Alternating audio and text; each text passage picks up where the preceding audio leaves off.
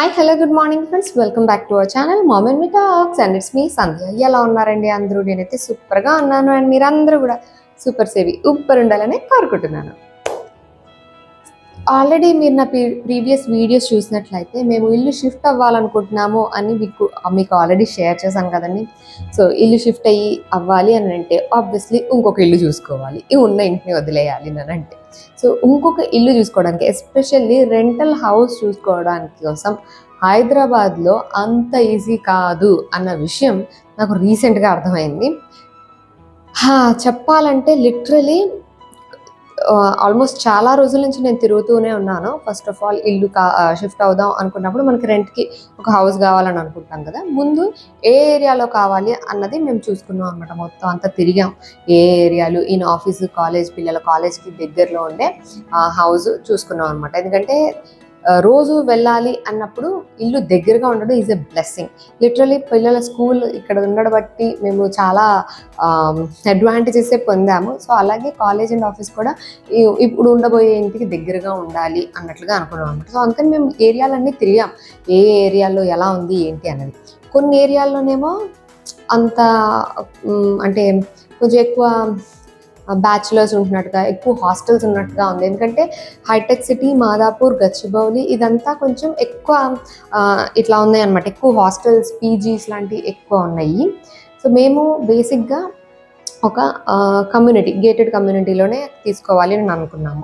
Stand అలోన్స్ లాగా కాకుండా ఒక gated community, that with amenities ఉంటే బాగుంటుంది అని అనుకున్నాం అనమాట.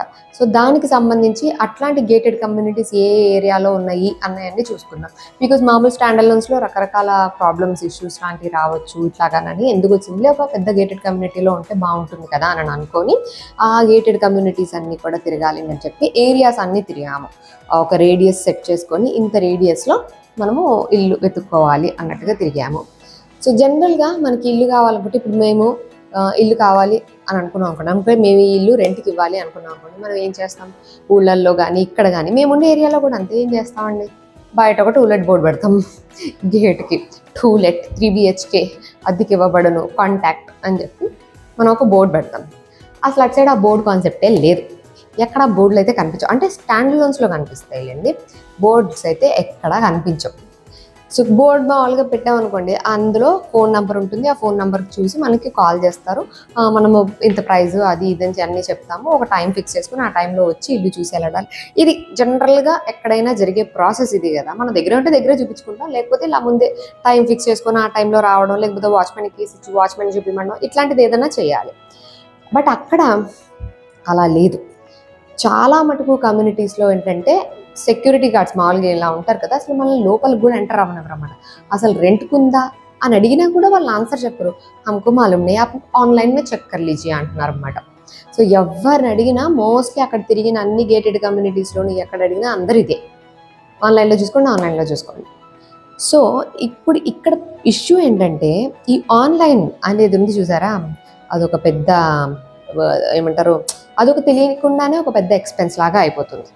అదెందుకు అంటే, మామూలుగా ఇప్పుడు బోర్డు చూసి ఎవరైనా వచ్చారనుకోండి, ఇక్కడ మనకి ఏమి ఎక్స్పెన్స్ ఏమి ఉండదు, మధ్యలో బ్రోకరేజెస్ అనో లేకపోతే ఇంకేదనో ఇట్లాంటివి ఏమి ఉండవు. వాళ్ళు చూస్తారు, నచ్చితే తీసుకుంటారు, లేకపోతే లేదు, మనకి నచ్చితే ఇస్తాం, లేకపోతే లేదు, అంతే, అక్కడితో కేల్కతాం. బట్ అక్కడ అలా లేదు, అక్కడ ఆన్లైన్లో చూసుకోవాలని అంటారు. ఆ ఆన్లైన్లోనేమో యాప్ ఓపెన్ చేస్తే ఇక్కడ ఈ ఇల్లు ఉన్నాయి, ఆ ఇల్లు ఉన్నాయి అని అన్నీ కనిపిస్తున్నాయి, కానీ ఎవరిది కాంటాక్ట్ ఓపెన్ కాదు. ఎందుకు అని అంటే, అక్కడ నువ్వు ఆన్లైన్లో కొన్ని పే చేయాలన్నమాట. అందులో మళ్ళీ ప్యాకేజెస్, ఒకటి 2000 రూపీస్ ప్యాకేజ్, ఒకటి 3000 రూపీస్ ప్యాకేజ్, ఒకటి 5000 రూపీస్ ప్యాకేజ్, అలా ఉంటాయన్నమాట.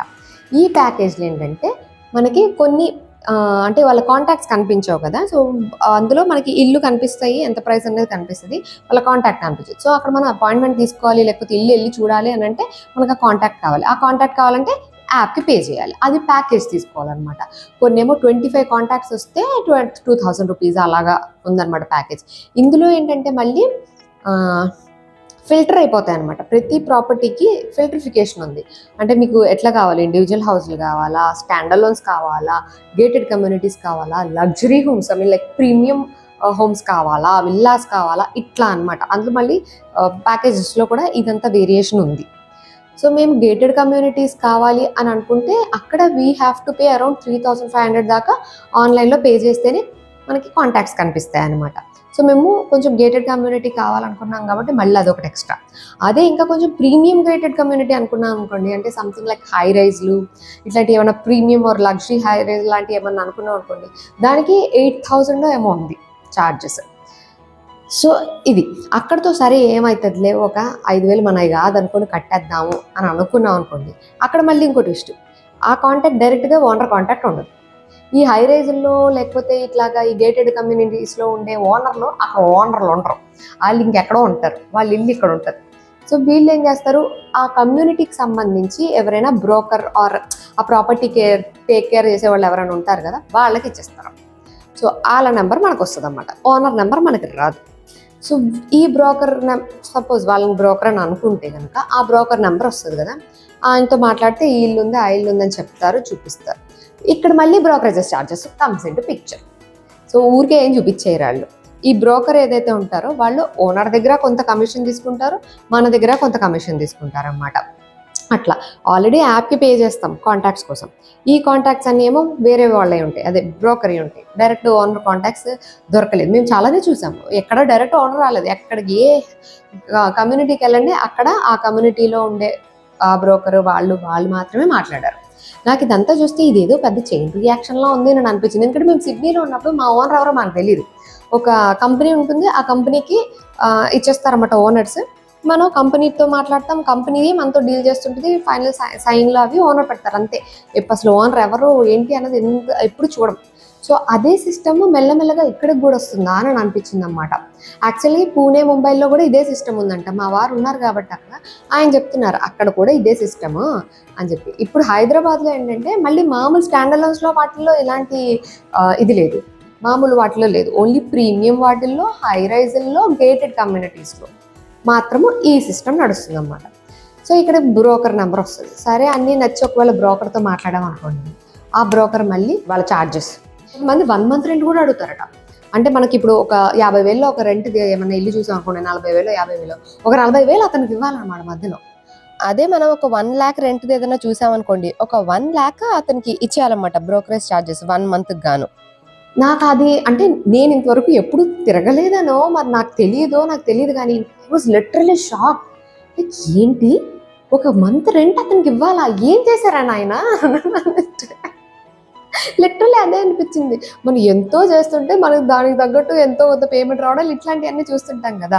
ఎన్ని అవర్స్ వర్క్ చేసాం, ఎంత ఎఫర్ట్స్ పెట్టాము, ఇవన్నీ వస్తాయి కదా.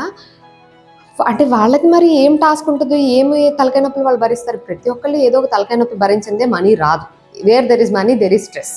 సో అదైతే మనందరికీ తెలిసిందే కదా. బట్ ఒక మంత్ రెంట్ ఇవ్వాలా అని చెప్పి నాకు ఫ్యూజ్లు ఎగిరిపోయినాయి అనమాట. ఎందుకంటే మాకు 3 BHKనే కావాలి, గేటెడ్ కమ్యూనిటీ అనుకుంటున్నాం. సో ప్రైస్లు ఏ రేంజ్లో ఉంటాయో మీకు అర్థమైపోయింది కదండి. హైదరాబాద్లో రెంట్కి ఇల్లు కావాలి అనుకుంటే మినిమం 20,000 నుంచి స్టార్ట్ అవుతుందండి. ఏరియాని బట్టి మారుతుంటాయి అనమాట. మినిమం 20,000 నుంచి 1,50,000 దాకా ఉంది లిటరల్లీ. అంటే నేను పర్టికులర్గా మేము వెళ్ళి చూసినయే చెప్తున్నానండి. ఇంకేవో మై హోమ్ బీజాలో ఇంకేదో ఉంది, లేకపోతే ఇంకెక్కడో ఇంకేదో ఉంది, అవన్నీ నాకు తెలియదు. మేము అక్కడికి అంతలా వెళ్ళలేదు. మామూలుగా వెళ్ళినట్లో కూడా లిటరల్లీ ఒక దాంట్లో అయితే they are charging 1.4 lakh per month rent plus 25,000 maintenance. I was like 1,65,000 that's it. ఏ రేంజ్లో సంపాదిస్తే ఆ రేంజ్లో ఖర్చు పెట్టాలో, ఇంటి అద్దెకి అంత ఎప్పుడు పెట్టాలో ఏమో నాకు అర్థం కాలేదు. కానీ లైక్ షాకింగ్ ఉందనమాట. అఫ్కోర్స్ అదంతా వేరే కాన్సెప్ట్ లేండి. కానీ నాకు ఎక్కువ షాకింగ్ అనిపించింది ఈ బ్రోకరేజ్ చేసుకుంది. అంటే ఇలా ఒక 1.5 lakh రెంట్ ఉన్న ఇల్లు తీసుకుంటే కనుక బ్రోకరేజెస్ ఛార్జెస్ కూడా ఆ 1.5 lakh ఇవ్వాలన్నమాట. అంటే అంత ఖర్చు పెట్టేవాళ్ళు ఈ బ్రోకరేజెస్ గురించి అంత ఆలోచించరేమో మరి. అఫ్ కోర్స్ అది వాళ్ళ జాబ్, అది వాళ్ళ లైవ్లీహుడ్, అది అలా నడుస్తున్న సిస్టమ్ అది. కాబట్టి ఓన్లీ ఒక్క చోటనే కదండి, ప్రతి మంచి గేటెడ్ కమ్యూనిటీస్ అన్నిట్లో ఇదే సిస్టమ్ నడుస్తుంది. మీకు రెంట్కి కావాలన్నా సేల్కి కావాలన్నా ఇదే అనమాట. సో సేల్కి అయితే మాకు తెలియదండి. సేల్కి కూడా కొన్ని అడిగాం కానీ ఇప్పుడు టూ మచ్ థింకింగ్ అయిపోద్ది అనమాట. ఇప్పుడు ఇల్లు కొనుక్కోవాలి అనేది చాలా హెక్టిక్ అయిపోద్ది. సో అంత తీసుకోలేదు ఈ చిన్న బుర్ర. అందుకని వద్దు, కొనడం గురించి కొంచెం టైం తీసుకుని ఆలోచిద్దాం, ముందు రెంట్కి వెళ్ళిపోదాం అని చెప్పి. ఎందుకంటే పిల్లలు కాలేజెస్ స్టార్ట్ అయ్యే లోపే రెంట్కి వెళ్ళిపోవడం బెటర్ అని అనుకున్నాం. ఎలాగో సమ్మర్ హాలిడేస్ అయ్యి కాబట్టి వాళ్ళు స్టార్ట్ అయ్యే లోపే వెళ్ళిపోవాలని అనమాట. సో ఈ బ్రోకరేజెస్ 1 మంత్ 20 మంత్స్ 20 డేస్ అలాగా నడుస్తున్నాయి. మినిమం 20 డేస్ రెంట్ వాళ్ళకి ఇవ్వాల్సి ఉంటుంది, లేదా 1 మంత్. ఇంకా అన్నిటికన్నా చీపెస్ట్ బ్రోకరేజ్ అని అంటే 15 డేస్, అంటే హాఫ్ మంత్ రెంట్. సో అలా ఒక అంటే నాకు తెలియని ఒక దందా నడుస్తుంది అనమాట ఇక్కడ. అండి మనకు తెలియాలని ఏం లేదండి, when we step in to it we get to know about that కదా. సో అలాగా ఇప్పుడు ఇంటి కోసం నేను తిరుగుతున్నప్పుడు నేను ఫేస్ చేసిన మేజర్ షాకింగ్ విషయం ఏదన్నా ఉందంటే ఈ ప్రాసెస్ అనమాట. జస్ట్ లైక్ మెట్రోపాలిటన్ సిటీస్లో ఎలా అయితే నడుస్తున్నాయో అక్కడ ఇలా నడుస్తాయట. సో అక్కడ ఎలా అయితే నడుస్తున్నాయో వెస్ట్ సైడ్ ఆఫ్ హైదరాబాద్, మళ్ళీ ఇటు సైడ్ అంతా ఏం లేదు, మేము ఉండే ఏరియాలో అదేమీ లేదు, బోర్డు తగిలిస్తాం గేట్కి అంతే, మాకు అదంతా ఏమీ లేదు.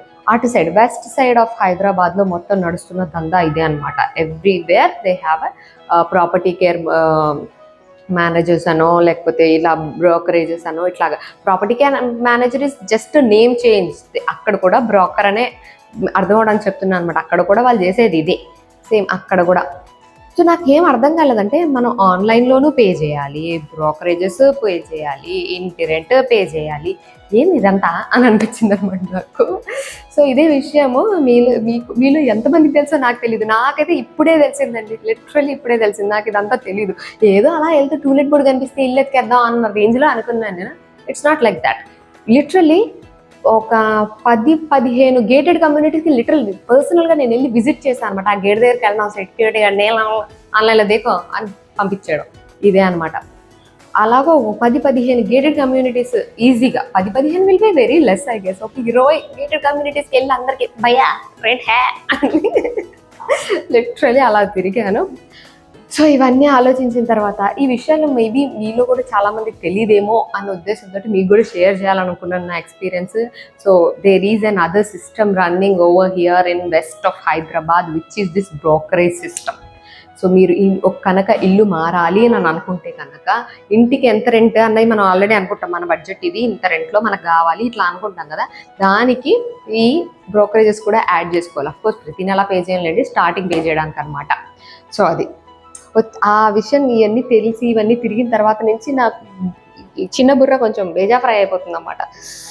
సరే అని డైజెస్ట్ చేసుకొని okay if that is the system, okay సిస్టమ్నే ఫాలో అవుదాం, అలాగే బ్రోకర్ ద్వారానే వెళ్దాం అని అనుకున్నాము.